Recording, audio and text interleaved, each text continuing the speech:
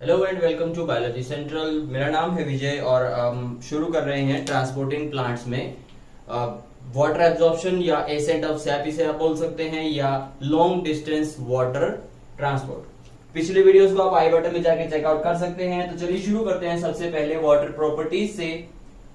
क्या होती है water properties? There are three particular properties: cohesion, adhesion and surface tension that comes into play जब भी water का ट्रांसपोर्ट जो है किसी भी प्लांट के रूट से लीव्स तक, यानी roots are the absorption part and leaves are the utilisation part. ठीक है, फोटोसिंथेसिस में वाटर जो है उसका स्प्लिट डाउन होता है, वो इलेक्ट्रॉन डोनर की तरह काम करता है, तो वाटर बहुत ज्यादा जरूरी होगा। ठीक है, तो सबसे पहले आती है कोहेशन, और कोहेशन जो है this is the attractive property of water molecules to attract towards each other to stay together other than the molecules of some other colloidal particle. Okay, and adhesion is the property of water molecules to stay in close connection or in attract the molecules of different colloidal particles. So these two things are very much important जब भी बात आती है water में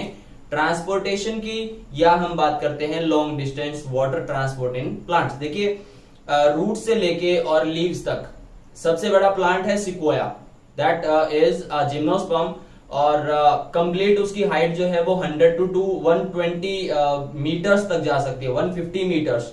okay, so that plant is, वहां पर सिर्फ और सिर्फ डिफ्यूजन से काम नहीं चल सकता। ठीक है, डिफ्यूजन जो है that the speed of diffusion is 50 micrometre पर 2.5 मिनट्स, यानी 2.5 मीटर में सिर्फ 50 माइक्रोमीटर तक जा सकता है। तो 1 मीटर ट्रांसपोर्ट करने के लिए पूरे प्लांट को 32 साल लग सकते हैं। अब ये इतना स्लो प्रोसेस है कि ये चीज वाटर ट्रांसपोर्ट में काम नहीं आ सकती। इसके लिए एक चीज आती है बल्क फ्लो। ठीक है, बल्क फ्लो पढ़ने से पहले सबसे हम पहले देख लेते हैं एब्जॉर्प्शन किस तरह से होता है, और उससे भी पहले देख लेते हैं वाटर की प्रेजेंस। सबसे पहले फील्ड कैपेसिटी, तो जो भी सॉइल है सबसे अच्छी सॉइल होती है वाटर रिटेन करने के लिए, दैट इज लोमी सॉइल, और उसमें जितना भी वाटर प्रेजेंट है, all of the water that loamy soil is holding is holard. ठीक है, जितना भी पानी है। दूसरा, जितना पानी प्लांट के लिए अवेलेबल है, the plant which the water which is present for the plant to be uptaken, उसे बोलते हैं chresard. And the third thing is echard, the water which is not available for the plant to be uptaken, जिसको plant Uptake नहीं कर सकता। ठीक है, अब एक और चीज है कि आता कहां से, सॉयल में वाटर कहां से आएगा? सॉयल में वाटर आएगा रेन की हेल्प से, और रेन जो है वो दो हिस्सों में डिवाइड हो जाता है। जैसे ही पानी जमीन पे पड़ता है, एक चीज होगी रन अवे, वो चला जाएगा। ठीक है, सेकेंड कंडीशन ग्रेविटेशनल वाटर, जो भी वाटर सॉइल के अंदर पेनिट्रेट करेगा वो सबसे पहले ग्रेविटेशनल वाटर, यानी जो मैक्रोपोर्स होते हैं बिटवीन द सॉइल पार्टिकल्स, उनसे पास आउट होते हुए परकोलेशन हो जाएगी और वो नीचे चला जाएगा ग्राउंड वाटर में, इतना ज्यादा नीचे की रूट्स उसको अवेलेबल नहीं करवा सकती। सेकेंड है कैपिलरी। सो जो कैपिलरी वाटर है ये माइक्रोपोर्स में imbibed रहता है onto the soil particles and that is the water available for the plants. Third thing is hygroscopic, and this water is not available for the plant as it is so much adsorbed on the surface of the soil particles कि ये चीज water uptake नहीं कर सकता। और इसके बाद है चौथी चीज, that is water vapors। तो दिन में जब हाई टेम्परेचर की वजह से बीनीथ द सॉइल, यानी सॉइल सरफेस के नीचे की तरफ जो भी वाटर वेपर्स बनते हैं वो सबके सब डे टाइम में अवेलेबल नहीं होते प्लांट के लिए, बट रात को जैसे टेम्परेचर डाउन होता है दे स्टार्ट कंडेंसिंग, और कंडेंसेशन के बाद में वो वाटर जो है प्लांट अपटेक कर सकते हैं। The process is known as night recovery. इसके बाद आती है एब्जॉर्प्शन की बात, तो उससे पहले हम चीज देख लेते हैं रूट एनाटॉमी। एक सिंपल किसी भी प्लांट की रूट एनाटॉमी है। इसमें सबसे बाहर की तरफ रूट हेयर्स प्रेजेंट होते हैं, and these are the actual structure responsible for uptaking the water.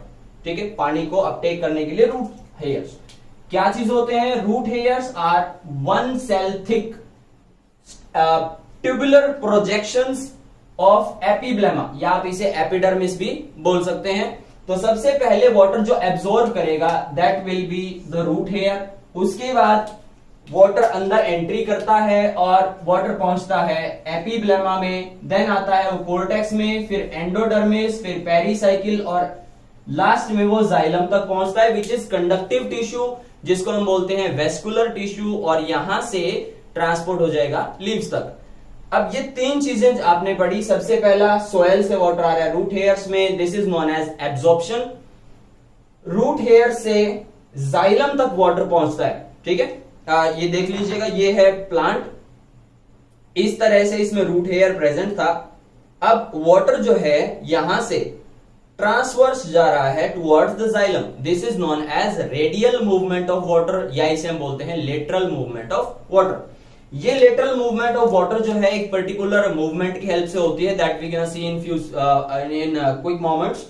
और जाइलम में पहुंचने के बाद जो अगला प्रोसेस है, ठीक है, ये रूट हेयर्स हैं, यहां से रूट जाइलम में चला जाता है वाटर, और फिर उसके बाद स्टेम जाइलम के थ्रू ये ऊपर की तरफ राइज अप करना शुरू करता है, ठीक है। ये है वाटर का सिंक, यानी leaves sink means the area where some any molecule is being used, ठीक है, उसे सिंक बोलते हैं। This is ascent of sap. इसे हम एक पर्टिकुलर वीडियो में पढ़ेंगे, आज नहीं, may be next video. But अभी जो है हम इसके बाद ये तीन चीजें करने के बाद में हम आगे शुरू करते हैं एब्जॉर्प्शन के बारे में। और जो एब्जॉर्प्शन है वो किस किस तरीके से होता है। देखिए, एब्जॉर्प्शन होता है दो तरीके से, एक पैसिव और दूसरा एक्टिव।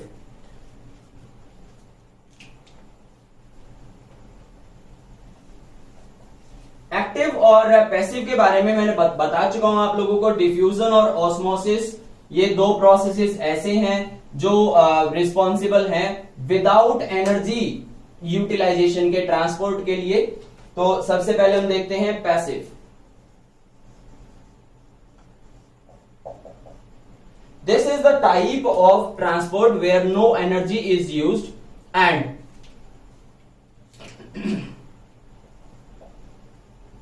Need is generated.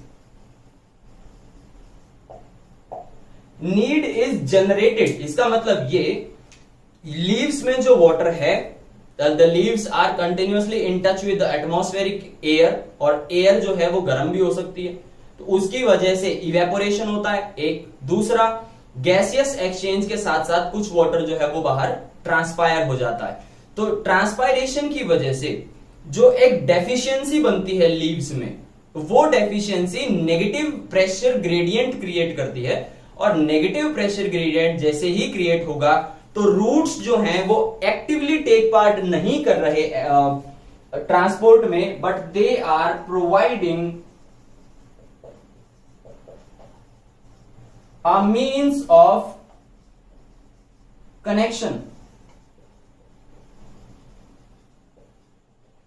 अब ये मीन्स ऑफ कनेक्शन है between the leaves and the soil, जो पानी प्रेजेंट है सोयल में और लीव्स के बीच में, this is just making a route, ठीक है, रूट ROUTE। और तो रूट जो है वो एक्टिवली टेक पार्ट नहीं कर रही। जो ये पैसिव ट्रांसपोर्ट है, ये पैसिव ट्रांसपोर्ट किस तरह से जनरेट करता है नीड। देखिए, एक लीफ, इस लीफ के अंदर कंटिन्यूअसली इवेपोरेशन हो रहा है, ट्रांसपायरेशन हो रहा है, और ये जो लीफ है ये कनेक्टेड है सेंट्रल जाइलम से, ठीक। अब जाइलम क्या करेगा, जैसे ही इसमें इवेपोरेशन हुआ तो जो स्टोमेटल सेल्स हैं, उन स्टोमेटल सेल्स के गार्ड सेल के अंदर वाटर पोटेंशियल जो है वो वाटर लूज हो गया, यानी water is moving out of the cell. और जब भी water out of the cell move करता है तो क्या होता है, वाटर पोटेंशियल गोज डाउन, ठीक है। वाटर पोटेंशियल जैसे ही डाउन होगा, the cells which are present nearby, those are mesophyllic cells. ये मीजोफिल के जो पैलिसेड सेल्स हैं, मीजोफिल सेल्स हैं। अब comparatively to this, these cells have water potential higher, क्योंकि इसने अभी ट्रांसपायरेशन और इवेपोरेशन से वाटर को लूज कर दिया, which means the solute concentration is going high. तो यहां पे जो वाटर पोटेंशियल है वो अप है, इसका मतलब इसके पास फ्री वाटर ज्यादा है। What will happen, these mesophilic cells will provide water to the guard cells and this process is known as osmosis, simple। इसके बाद इससे पिछले जो सेल्स होंगे उनसे वाटर जो है इनमें चला जाएगा। Same the condition of low and high water potential is continuously being generated. ये चीज पहुंचती है जाइलम तक। Xylem will provide water to these cells, clear है। अब ये डायरेक्टली कनेक्टेड नहीं होते, with the help of the mid rib और वेनलेट्स ये कनेक्ट होते हैं। तो नेगेटिव प्रेशर जो है इन सेल से कंटिन्यूअसली जाइलम तक पहुंच जाता है। अब जाइलम जैसे ही आगे वाटर ट्रांसपोर्ट करेगा, there will be a negative pressure area generated here. और मैंने स्टार्टिंग में दो चीजें बताई थी, कोहेशन एंड एडेशन। उनके बेसिस पे क्या होता है, the water molecules tends to stay together. तो नीचे का जो पानी है वो ऊपर की तरफ राइज अप कर जाता है, ठीक है। यही सेम चीज कॉन्टिन्यूअसली अप जाते जाते पहुंचती है रूट जाइलम तक। Now as soon as this thing reaches to root xylem, the end point of root xylem will also have a negative pressure generated in this area. What will do, in xylem के अंदर, ये root anatomy है, इन xylem के अंदर अगर root pressure water जो है वो नेगेटिव प्रेशर ग्रेडियंट में चला गया तो पेरीसाइकिल इनको वाटर प्रोवाइड करेगा, ठीक है। Same the condition of low and high water potential, endodermis फिर वाटर प्रोवाइड करेगा, then cortex will give to endodermis and continuously the water is being taken up towards the central part xylem, so that ascent of sap में इसे leaves तक भेजा जा सके। और finally जो रूट हेयर्स होंगे उनमें वाटर पोटेंशियल डाउन हो जाएगा। कहां से शुरू हुआ था, गार्ड सेल ऑफ स्टोमेटा से, कहां पहुंच चुका है, रूट हेयर्स तक। And these root hairs can do two things. One, they can use the osmotic gradient. वो अगर enough water present है तो वो gradient को use कर सकते हैं to take up water, because इनके पास water potential जो है वो down चला गया। और बाहर जो water है, अगर हमने hydrate किया है plant को या rain अभी आई है तो उससे क्या होगा, free water soil में present होगा and that will lead to replenishment of the water potential to the root hairs, ठीक है। So this is the process of passive transport, also known as transpiration pull, ठीक है। इसे क्या बोलते हैं,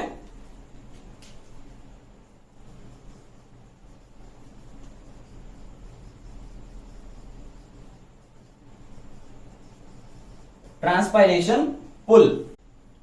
तो जब हम पैसिव ट्रांसपोर्ट पढ़ रहे थे तो उसके बाद उसमें मैंने एक तुम्हें चीज बताई थी कि एक आता है लेटरल ट्रांसपोर्ट या आता है रेडियल मूवमेंट ऑफ वाटर। तो वो radial of movement of water जो है दो पाथवे के हेल्प से होता है। एक उसमें होता है सिम्प्लास्ट पाथवे और एक होता है एपोप्लास्ट पाथवे, ठीक है। सिम्प्लास्ट पाथवे, जब भी रूट हेयर्स जो हैं वो वाटर को अपटेक करते हैं तो they have a very thin cellulose and lignin cell wall, but that is not impermeable to water. वो वाटर एब्जॉर्प्शन जो है वो सारा का सारा ऑस्मोसिस के थ्रू या डिफ्यूजन के थ्रू वो करते हैं वॉल के थ्रू, ठीक है। और वॉल के थ्रू जैसे ही वाटर अंदर आता है वो उसे एपिब्लेमा में, और एपिब्लेमा से कोर्टेक्स जो है वो प्लाज्मोडेस्माटा से जुड़ा होता है और वो उसे भेज देते हैं कोर्टेक्स के पास, ठीक है। तो जब भी वाटर की movement from one cell to another through plasmodesmata हो रही है या डायरेक्ट वॉल ट्रांसफर हो रहा है तो ट्रांस मेम्ब्रेन ट्रांसपोर्ट इसे बोलते हैं। The pathway is known as symplast pathway. Second condition is when when the water enters in between the cell membranes, in between the cell wall। तो ये condition यहां इस तरह से बनेगी कि ये जो है आउटर एक सेल वॉल है और उससे बाहर मिडल लैमेला, इसके बाद अगली सेल की जो है वॉल आ जाएगी, ठीक है। तो वाटर की मूवमेंट जो है in between the cell walls होती है और ये कंडीशन कहलाती है apoplast pathway. The water does not enter inside the cell और ये जो है सिर्फ और सिर्फ एंडोडर्मिस तक ही चल सकता है. रीजन, कैस्पेरियन स्ट्रिप्स, एंडोडर्मिस के पास कैस्पेरियन स्ट्रिप्स होती हैं जो सुब्रिन डिपॉजिट यानी इम्परमिएबल वाटर रिपेलेंट सब्सटेंस, इसकी हेल्प से ये जो एंडोडर्मिस है ये इस तरह से, देखिए ये एक सेल दूसरा, और इनके बीच में इस तरह से एक कैस्पेरियन स्ट्रिप प्रेजेंट होती है, तो वो यहां इनके बीच में से इंटरसेलुलर स्पेस में से वाटर की मूवमेंट को अलाउ नहीं करते. So these two are the pathway by which the radial movement of water up until the xylem is taking place. At the end, every apoplastic pathway will turn up into symplastic pathway because of these Casparian strips. So thank you so much everyone. In the next video we're gonna start active absorption and the movement of ascent of sap. Stay tuned for more. Thank you so much.